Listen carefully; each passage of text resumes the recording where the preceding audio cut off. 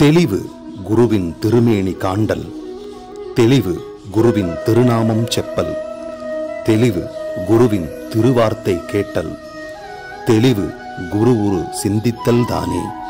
குருவே சரணம்.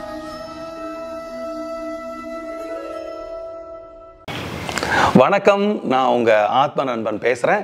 பிரம்மஸ்ரீ தவத்திரு திருச்சிட்டம்பல சாது சித்தர் என்னோட குருநாதர் அவர்களோட மலர்பாதங்களை வணங்குறேன். யோக மார்க்கத்தில் இருக்கிறவங்க இந்த சிவராத்திரியை எப்படி பயன்படுத்திக்க முடியும்?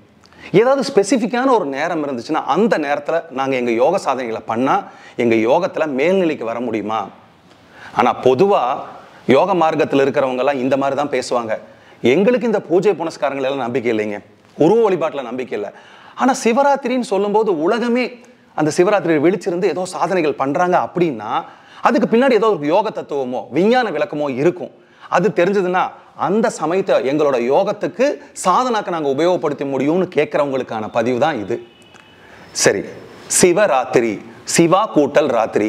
சிவானா ஆத்மா, உயிர், ஜீவன், உங்களுக்கு எப்படி வேணுமோ அப்படி எடுத்துக்கலாம். ராத்திரின்னா அறிவு, ஞானம். அப்போ ஜீவனை பத்தி தெரிஞ்சுக்கக்கூடிய அறிவு கொடுக்கக்கூடிய ராத்திரி தான் சிவராத்திரி. ஏன்னா நம்ம யோக கலாச்சாரத்தில் இருக்கிறவங்க எந்த ஒரு விஷயத்தையுமே, ஒரு தத்துவமா இருக்கலாம், ஒரு இதிகாசம் புராணமா இருக்கலாம், அதுக்குள்ள இருக்கக்கூடிய யோகத்தை எடுத்து அந்த விளக்கத்தை எடுத்து அதை அவங்க இம்ப்ளிமெண்ட் பண்ணுவாங்க யோக கலாச்சாரத்தில் இருக்கிறவங்க. அப்போ தன்னை உணரக்கூடிய அறிவு, ஜீவனை தெரிஞ்சுக்கக்கூடிய அறிவு இருக்கக்கூடிய ராத்திரி தான் அது. அந்த ராத்திரியில் ஏதாவது பர்டிகுலர் டைம் இருக்குதா? இப்போ நம்ம அமாவாசை பௌர்ணமியில் பார்த்தீங்கன்னா கீழே இருக்கக்கூடிய சக்தி மேல்நிலைக்கு போகக்கூடிய ஒரு உந்துதலை பிரபஞ்சம் தானாக கொடுக்குது. எப்போ? அமாவாசை பௌர்ணமிகளில். இப்போ எஸ்பெஷலி பிப்ரவரி மாதம், அதாவது மாசி மாதம், ஒவ்வொரு வருடமும் மாசி மாதம் வரக்கூடிய இந்த சிவராத்திரியில் மகாநிஷின்னு ஒரு நேரம் இருக்குது. இப்போ இதை நான் சொல்றதுக்கு முன்னாடி ஒரு விஷயத்தை உங்களுக்கு கிளியர் படுத்திடுறேன். இப்போ கடல் அலைகள் உள்வாங்கிறத கடவுள் நம்பிக்கை இல்லாதவங்க, இருக்கிறவங்க, யோகத்தில் இருக்கிறவங்க, ஞானத்தில் இருக்கிறவங்க, பக்தியில் இருக்கிறவங்க யாராக இருந்தாலும் அதை நம்பிதான் ஆகணும். ஏன்னா சயின்டிஃபிக்கலி ப்ரூவன். பௌர்ணமி அமாவாசைகளில் கடல் உள்வாங்குது. அது மட்டும் இல்லாமல் மேகங்கள் தண்ணீரை பிடிச்சி மேலே இழுக்குது. அப்போ கீழே இருக்கக்கூடிய சக்தி மேல்நிலைக்கு போகுது. இப்போ யோக சாதகர்களோட முக்கியமான அல்டிமேட் கோல் எய்ம் என்ன அப்படின்னா கீழே இருக்கக்கூடிய சக்தியை மேல் நோக்கி திருப்பி கொண்டு போய் தெய்வீக சக்தியாக மாற்றணுங்கிறது தான். இப்போ பிரபஞ்சமே நமக்கு அழகான ஒரு சந்தர்ப்பத்தை உருவாக்கி கொடுக்குதுங்க. இப்போ நம்ம பண்ண வேண்டியது என்னன்னா, எந்த முறையில் நம்ம அமரணும், எந்த முறையில் எந்த நேரத்தில் நம்ம அமரணும், எந்த மாதிரி விஷயங்களை குறித்து அந்த இடத்துல யோக சாதனைகள் பண்ணுனா நம்ம மேல்நிலைக்கு போவோங்கிறத யோகிகளும் ஞானிகளும் ரிஷிகளும் முனிவர்களும் அதை ஒரு விஷயமா தயாரித்து கொடுத்துருக்குறாங்க. சிவராத்திரி அந்த மாசி மாதத்தில் வரக்கூடிய சிவராத்திரியை அதை கும்ப மாதம்னு சொல்கிறாங்க.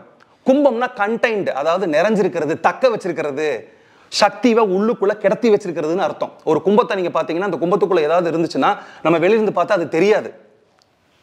இந்த கும்ப மாசம், மாசி மாசத்துல நம்மளோட பிரபஞ்சம், பிரகிருதி, இயற்கையே இந்த மாதிரி ஒரு விஷயத்த நமக்கு அள்ளி வழங்குது. பர்டிகுலரா அந்த 11:36 மணியிலிருந்து இரவு 12:24 மணி வரைக்கும் அபரிமிதமான சக்தி, அபரிமிதமான வைப்ரேஷன்ஸ் இந்த பிரபஞ்சம் சக்தி கீழிருந்து மேல் நோக்கி இழுக்கிறதுக்காக வைக்குது. இப்போ நார்மலா சிவராத்திரி 4 கால பூஜைகளா இருக்கும். சாயந்தரம் ஒரு 6 மணியில ஒரு பூஜை, 11 மணியில ஒரு பூஜை, அதுக்கப்புறம் 12 மணிக்கு மேல ஒரு பூஜை, அப்புறம் காலையில ஒரு பூஜை. இந்த 4 கால பூஜையிலையும் அம்பாள் வழிபட்டதா சொல்லக்கூடிய இந்த 11:36 12:24 தான் மிக சக்தி ஓட்டம் நிறைந்த நேரமா கருதப்படுது. அதனால தான் அந்த மகாநிஷி நேரம்னு சொல்றாங்க. யோக சாதனைகளில் ஈடுபடக்கூடியவங்க, மேல்நிலைக்கு போகணும்னு விரும்புறவங்க இந்த 11:36 12:24 வரைக்கும் நீங்க கோயிலுக்கு போகலாம், இல்லை நீங்க எங்க தவம் பண்றீங்களோ அந்த இடத்துலயே உட்காந்து வடக்கு முகமா உட்காந்து உங்க முதுகெலும்பை எந்த அளவுக்கு நேரா வச்சு இயற்கையோட இயற்கையா சிவாவை குறித்து நீங்க தியானம் பண்ணணும்னு சொல்றது பக்தி யோகமா இருக்கும். உங்களோட ஜீவனை குறித்து எஸ்பெஷலி வாசி யோகம் பண்ணீங்கன்னா அபரிமிதமான ஆற்றல்களையும் சக்திகளையும் உங்களால உணர முடியும். நான் திரும்பவும் என்னோட பல பதிவுகள் நான் விஷயத்த சொல்லியிருக்கிறேன். நம்மளோட முயற்சியில கீழே இருக்கக்கூடிய சக்தியை மேல் நோக்கி கொண்டு வர்றதுக்கு ஒவ்வொரு நாளும் பாடுபடுறோம். ஆனா நம்ம அந்த சூழ்நிலையை உருவாக்கி கொடுத்து நம்ம முதுகெலும்பை நேரா வச்சு, தலையை நேரா வச்சு, கண்களை மேல் நோக்கி ஏதோ ஒரு சாதகத்துல அந்த பர்டிகுலர் டைம்ல ஈடுபடும் போது பிரபஞ்சமே நம்மளோட சக்தியை இழுக்கக்கூடிய ஹெல்ப் பண்ணுது. அதனாலதான் யோகிகள், ஞானிகள், ரிஷிகள், முனிவர்கள் எல்லாம் இந்த சிவராத்திரிக்கு இவ்வளவு முக்கியத்துவம் கொடுக்குறாங்க, அட்டென்ஷன் கொடுக்குறாங்க. சிவனும் சக்தியும் ஒன்னா இருந்தா சிவசக்தி நிலைன்னு சொல்றோம். இப்ப நீங்க நல்லா புரிஞ்சுக்கோங்க ஒரு விஷயத்துல, இந்த பக்தி மார்க்கத்திலிருந்து ஒரு விஷயத்தை கடன் வாங்கி யோக மார்க்கத்துக்கு சொல்றேன். அம்பாள், சக்தியாகப்பட்ட அம்பாள், உடம்புல இருக்கக்கூடிய சக்தியா இருக்கக்கூடிய அம்பாள் சிவனை நோக்கி பூஜைகளும் புனஸ்காரங்களும் அபிஷேகங்களும் பண்ற பர்டிகுலர் டைம் தான் 11:36 to 12:24. அப்போ நம்ம உடம்புல இருக்கக்கூடிய சக்தியெல்லாம் திரட்டி நம்ம ஜீவனை நோக்கி நம்மளும் அபிஷேக ஆராதனைகள், நம்ம அபிஷேக ஆராதனைகள் உடல்ல எப்படி பண்ண போறோம்? வாசி யோகத்திலேயோ பிராணாயாமத்திலேயோ நமக்கு தெரிஞ்ச மூச்சு பயிற்சியிலையோ நமக்கு தெரிஞ்ச சாதனாலையோ நம்ம உடல்ல இருக்கக்கூடிய சக்தியான அம்பாலை வச்சு ஜீவனான சிவபெருமானை நோக்கி நம்ம அபிஷேக ஆராதனைகள் இருக்கக்கூடிய நேரத்தை தான் அந்த யோக தத்துவம் விளக்குது.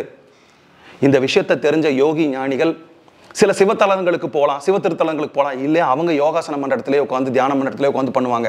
இன்னொரு ரொம்ப முக்கியமான விஷயம், ஏன் நம்ம சிவ திருத்தலங்களுக்கு ஸ்பெஷலி போகணும் அப்படின்னா, ஜீவ சமாதி அமைந்துள்ள சிவ திருத்தலங்களுக்கு நீங்கள் சிவராத்திரி அப்போ அந்த 11:36 to 12:24 இருக்கும் பொழுது அங்கே இருக்கக்கூடிய அபரிவிதமான ஆற்றல் 3 கிலோமீட்டர் தளத்துக்கு சுற்றி இருக்கும். அந்த சக்தி மிக்க இடத்துல நீங்கள் போய் உட்காந்து உங்கள் யோக சாதனைகளை பண்ணும்போது உங்கள் யோக நிலையில் படிப்படியாக முன்னேற்றம் வரும். ஒரே ஒரு விஷயத்த, சார் அன்னைக்கு சிவராத்திரி மட்டும் நான் இருந்து பண்ண எல்லாம் முடிச்சுதா? அப்படி கிடையாது. பொறுமையும் காத்திருத்தலும் ரொம்ப ரொம்ப அவசியமாக கருதப்படுது. இப்போ நமக்கு எப்படி ஒரு ஃப்ரீ பெனிஃபிட் கிடைக்குது, ஒரு ஆஃபர் கிடைக்குது, அப்போ நம்ம எப்படி ஓடுறோம்? ஏன்னா அந்த பர்டிகுலர் நாளில் மட்டும்தான் அந்த ஆஃபர் கிடைக்கும். இப்போ நம்ம பொருள் பர்ச்சேஸ் பண்ணுறதுக்கு எப்படி ஓடுறோம்? அதே மாதிரி பிரபஞ்சம் நமக்கு கொடுத்துருக்கக்கூடிய ஆஃபர் அமாவாசை, பௌர்ணமி, எஸ்பெஷலி இந்த சிவராத்திரி. அதனால யோக மார்க்கத்தில் இருக்கிறவங்க இந்த சிவராத்திரியை மிஸ் பண்ணாம இருங்க.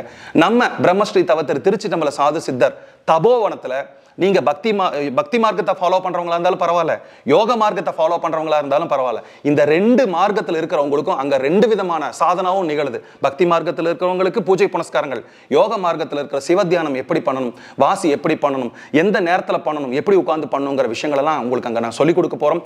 எல்லாத்தையும் சிவராத்திரி அன்னைக்கு நம்ம தபோவனத்தில் சந்திக்க அவளை காத்துக்கிட்டு இருக்கிறேன். நன்றி, வணக்கம்.